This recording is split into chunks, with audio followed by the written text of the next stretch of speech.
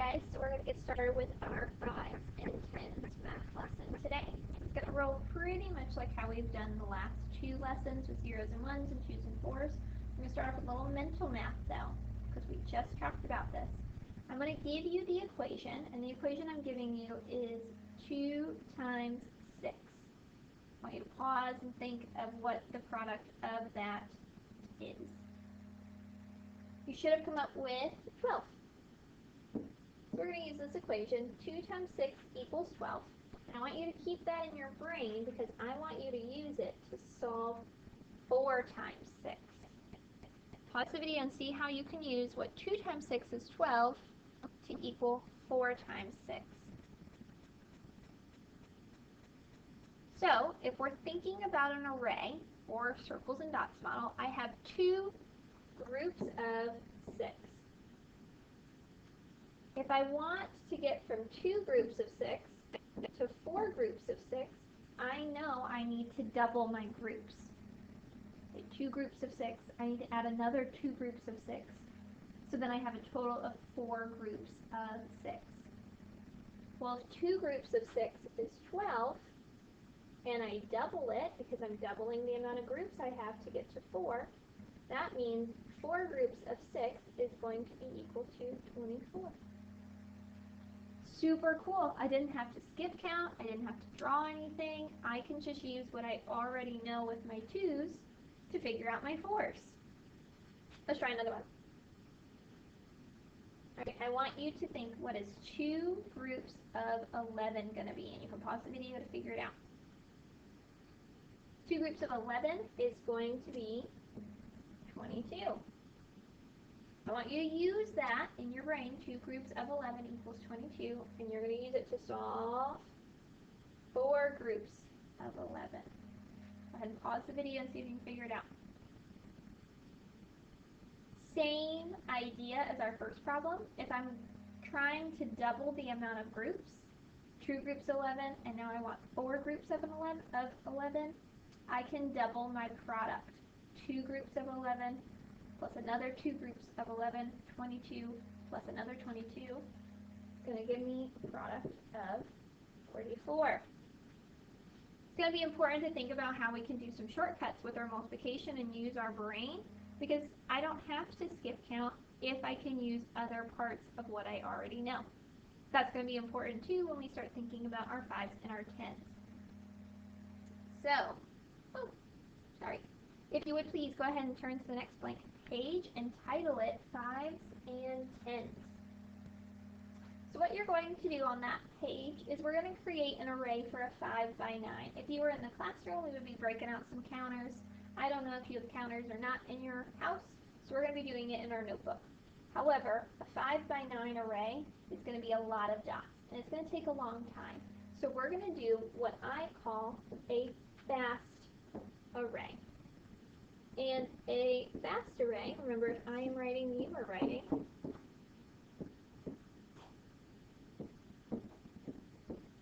it's going to be an array, but it's only going to show 1 row and 1 column. And the reason for this is because your brain can fill in, oh, I know that there's supposed to be a lot of rows and columns, but as long as you have that outline, your brain can fill in the insides for you. If we've done this with counters and you maybe didn't have enough counters, I just said imagine them to be there. That's kind of what we're doing. So again, I'm creating a 5 by 9, which means I'm going to make my 5 rows. 1, 2, 3, 4, 5. Got my rows set up to go across the page, and then I need 9 columns. Now again, I'm only doing 1 row and 1 column shown in my array. So I'm going to start at the top. 1, 2, 3, 4, 5, 6, 7, 8, 9. And that's my fast array. That's it. I can tell by looking at this, oh, it is a 5 by 9. And I know in my brain there's supposed to be more dots there, but I don't actually have to draw them because my brain knows better. So you should have a 5 by 9 fast array drawn in your notebook. I want you to continue, and you're definitely going to need to pause the video to do this, but I want you in your notebook to create a fast array for a 5 by 7, for a 5 by 9, we just did that one together, and a 5 by 11. That means you should not have a zillion trillion dots, but your fast array should look something like the one we just made. So go ahead and pause the video, and in your notebook, create a fast array for a 5 by 7 and a fast array for a 5 by 11. Alright, so now what we're going to do, now that we've made some fast arrays and we've had some practice with that, we're going to get out our hundreds chart again. And you've already glued this in, so find where you glued it in when you were in class last.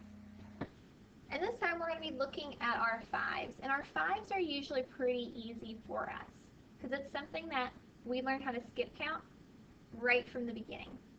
So I want you to find your hundreds chart. I have mine on the board. And we're going to skip count by 5s, all the way from 5 to 100. Let's go ahead and start skip counting.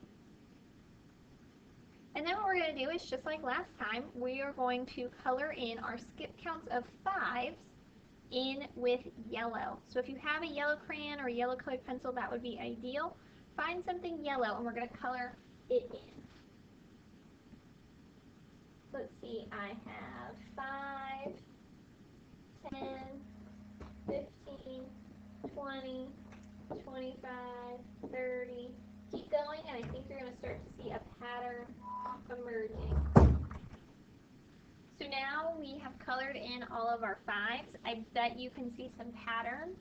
I'm noticing that every number that has a 5 or a 0 in the ones place is a product of 5s. So like the number 176, even though my columns don't go that far, I know it's not going to be a product of 5 because that number ends in a 6. And a product of 5 has to end in either a 5 or a 0 in the ones column for that number to then be a multiple of 5. So now what we're going to do is we're going to flip back to our multiplication chart. We've been filling that in ever so slowly, and go ahead and fill in your 5s with your products. I'm not going to do that with you today because my multiplication chart looks a little crazy right now and I haven't fixed it. So you go fill in your 5s and make sure you go vertically in your chart as well as horizontally, because we know the commutative property which says that order of my factors does not matter. My product will still be the same. Go ahead and pause the video to do that. Alright, so now what we're going to do is another thing that we would normally do with counters, which is why I have some red and yellow counters on here. You're going to need some red and yellow or orange colors. So go ahead and grab some crayons because you're going to need them. And what we're going to do is we're going to be creating a 5 by 2 array in yellow. So I got my yellow. I'm going to make my 5 by 2. I'm going to turn it this way this time.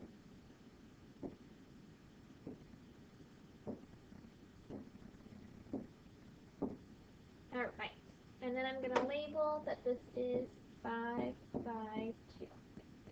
Now my next step is to draw another 5 by 2 array in red. Get my red out.